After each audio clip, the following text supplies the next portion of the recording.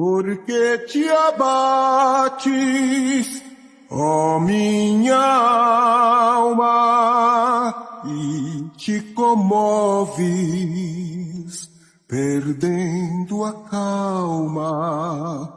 Não tenhas medo, em Deus espera, porque bem cedo Jesus virá.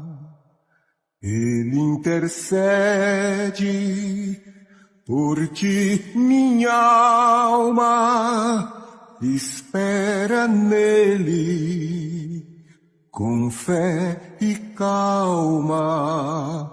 Jesus de todos teus males salva e te abençoa.